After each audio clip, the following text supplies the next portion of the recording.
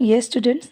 So here is the last video of the chapter 4th Agriculture of Geography, Farm in the USA.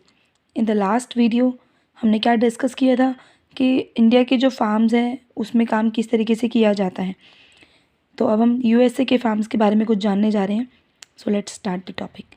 So average size of the farm in the USA is much larger than that of on Indian farm. कि हमारा जो Indian farm है उससे वो देखो, जो Indian farms होते हैं बहुत छोटे छोटे होते हैं, बहुत छोटे लैंड होल्डिंग्स होती हैं हमारे इंडियन फार्मर्स के पास। लेकिन ये जो यूएसए है यहाँ पर फार्मर्स के पास बहुत ज़्यादा साइज़ में लैंड होल्डिंग्स होती है। जो साइज़ आपको गिवन है कि हमारे इंडिया के जो मतलब जो इंडिया में मुन्ना लाल का जो हमने टॉपिक लास्ट टाइम पढ़ा है उसमें उनके पास 1.5 हेक्टेयर लैंड थी। लेकिन यहाँ देखिए a typical farm size in USA is 250 hectares, यानी कि एक टिपिकल फार्म यहाँ पर 250 हेक्टेयर्स का होता है। तो आप देख सकते हैं कि जब फार्मर इतना अच्छे से यहाँ पर प्रोडक्शन करते हैं तो वो सारा प्रोडक्शन अपने लिए तो नहीं करेंगे, वो प्रोडक्शन करेंगे बाहर बेचने के लिए। सो यहाँ पर फार्मर हम ज़्यादातर घर मतलब यहीं पर फार्म्स में ही रहते हैं, अपना घर यहीं बना लेते हैं। और सम ऑफ द क्रॉप्स जो यहाँ पर ज़्यादातर क्रॉप्स जो उगाई जाती है जैसे कॉर्न है, सोयाबीन है, वीट है, कॉटन है, शुगर बीट है, ये सारी चीज़ें हैं यहाँ पर ज़्यादातर उगाई जाती हैं आपके यूएसए जैसी कंट्रीज़ में। जो हॉरन एक फार्मर का नाम गिवन है यहाँ पर, ठीक है। जैसे वहाँ पर मुन्ना लाल गिवन था, यहाँ पर जो हॉरन गिवन है। ये फार्मर है आपका मिड वेस्ट यूएसए में रहता है ये। And lower state owns about 3 hectare of land. ये देखिए फार्मर्स कितने रिच हैं यहाँ पर, उनके पास लैंड देखिए ना कितनी है। लैंड 300 हेक्टेयर्स ऑफ लैंड है इस पर्सन के पास, ठीक है, लोवा में। Okay, after that he grows corn on his field after making sure that soil and water resources meet the needs of this crop. तो वो क्या करता है, वो मक्के की खेती करता है, कॉर्न मीन्स मक्का। आफ्टर और सबसे ज़्यादा क्या चीज़ है कि जो उसको चाहिए कि सॉइल जो सॉइल है, जो मिट्टी है और जो भी इसके ऊपर वाटर रिसोर्सेज हैं वो उसके पास बहुत अच्छे से होने चाहिए ताकि उसकी जो क्रॉप्स हैं वो अच्छे से उसकी फसलें हो सकें, पैदावार उसकी अच्छी हो। Adequate measures are taken to control pest that can damage the crop.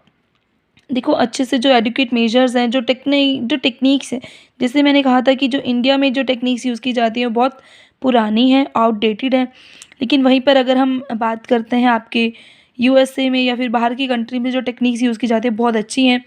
तो यहाँ पर एडिक्वेट मेजर्स भी यूज़ किए जाते हैं ताकि आपके जो भी कीट पतंगे हैं वो क्रॉप्स को ख़राब ना कर पाएँ।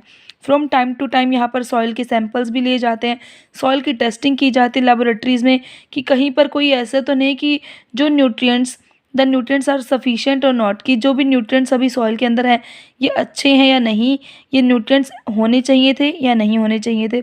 इस चीज़ के ऊपर टाइम पर टेस्टिंग की जाती है। क्या इंडिया में ऐसी टेस्टिंग होती है? नहीं, बहुत कम होती है इंडिया में ऐसी टेस्टिंग, क्योंकि यहाँ पर ये देखते ही नहीं कि हमारी सॉइल उपजाऊ है, रही है नहीं रही, या फिर हमारी सॉइल को किस चीज़ की नीड है। द रिजल्ट्स हेल्प जो हॉरन to plan a scientific fertilizer program. इन सब के थ्रू क्या होगा, जो हॉरन है वो एक साइंटिफिकली तरीके से अपना जो खेती बाड़ी है वो करता है, ठीक है। फार्मर ज़रूर है वो, पर पिछड़ा हुआ नहीं है, बहुत ही साइंटिफिकली तरीके से वो अपना फार्मिंग का काम करता है। और फर्टिलाइज़र्स भी उसी तरीके से यहाँ पर प्रोवाइड कराए जाते हैं, जैसे एक नए टेक्नोलॉजी के फर्टिलाइज़र्स, हर्बल फर्टिलाइज़र्स जो कि पोल्यूशन ना करें, या फिर बहुत ध्यान दिया जाता है इन चीज़ों के ऊपर। His computer is linked to the satellite which gives him a precise picture of his field. और देखिए कितना मतलब अच्छी बात है यहाँ पर कि एक कंप्यूटर जो है उन्होंने लिंक किया हुआ है एक सैटेलाइट के साथ, और वो सैटेलाइट क्या देती है, इनको सारा व्यू देती है अपने फार्म का कि कोई भी यहाँ पर गड़बड़ तो नहीं हो रही है। This help him to use chemical fertilisers, और इसकी वजह से उनको फर्टिलाइज़र्स को कैसे यूज़ करना है ये सब भी उनको बहुत अच्छे से समझ में आ जाता है, ठीक है। So after that and pesticides wherever they are required. और पेस्टिसाइड्स की ज़रूरत है, कीटनाशक दवाइयों की कहाँ कहाँ पर ज़रूरत है ये भी उन्हें आसानी से वहाँ पर पता चल जाता है। He use tractors, seed drills, leveller, combined harvester and thresher to perform various agriculture operations. तो वो वहाँ पर ट्रैक्टर्स यूज़ करते हैं, सीड ड्रिल्स यानी कि जो बीज बोने की जो मशीनें होती हैं उनका इस्तेमाल करते हैं, लेवलर जिससे धरती को, जिससे लैंड को बिल्कुल लेवल में लाया जाता है और खेती की कटाई वगैरह की जाती है, ये सारी फसलें काटी जाती है, ये सारी चीज़ें मतलब बहुत सारे अलग अलग तरीके के इक्विपमेंट्स वो यूज़ करते हैं। लेकिन इंडिया में क्या है, ज़्यादातर सभी लेबर वगैरह को लगाकर बहुत ज़्यादा मात्रा में यहाँ पर खेती बाड़ी की फसलें काटी जाती हैं। ठीक है, so a grain are stored in the automated grain storage और डिस्पैच्ड टू मार्केट एजेंसीज। तो यहाँ पर क्या किया जाता है, जितनी भी ग्रेन्स हैं उन्हें स्टोर करके एक गोडाउन वगैरह में रखा जाता है और फिर मार्केट एजेंसीज को भेज दिया जाता है। लेकिन वहाँ पर जो इंडियन में आपने देखा था कि इंडिया में क्या देखा था, बस फसलें काटी और उन्होंने मार्केट में जाकर बेच दी, क्योंकि उन्हें अच्छे से दाम उन्हें मिलता ही नहीं था, क्योंकि उनके पास स्टोरेज फैसिलिटीज़ नहीं होती थी। लेकिन यहाँ पर आप देख रहे हैं स्टोरेज फैसिलिटीज़ इनके पास हैं, इसलिए अपनी मार्केट में जब चाहे वो अपना सामान बेच सकते हैं, अच्छे दामों पर बेच सकते हैं। The farmer in USA works like a businessman and not like a peasant farmer. तो आप देख रहे हैं यहाँ पर कि इंडिया के जो फार्मर्स है बहुत पिछड़े हुए हैं, नई नई टेक्नोलॉजी नहीं है उनके पास ज़मीनों के टुकड़े भी बहुत कम हैं और टेक्निक्स भी पुरानी यूज़ कर रहे हैं, कोई मॉडर्नाइजेशन नहीं है, उनके पास स्टोरेज फैसिलिटीज़ भी नहीं है, अच्छी सीड्स के जो लेवल हैं वो भी उनसे लो हैं, पेस्टिसाइड्स वगैरह वो यूज़ तो करते हैं लेकिन सभी यूज़ नहीं करते और वो भी देख संभल कर यूज़ नहीं करते। ये सारी चीज़ें यूएसए के फार्मर्स हैं उनके पास प्रेजेंट है और इसलिए वो एज अ बिजनेसमैन काम करते हैं।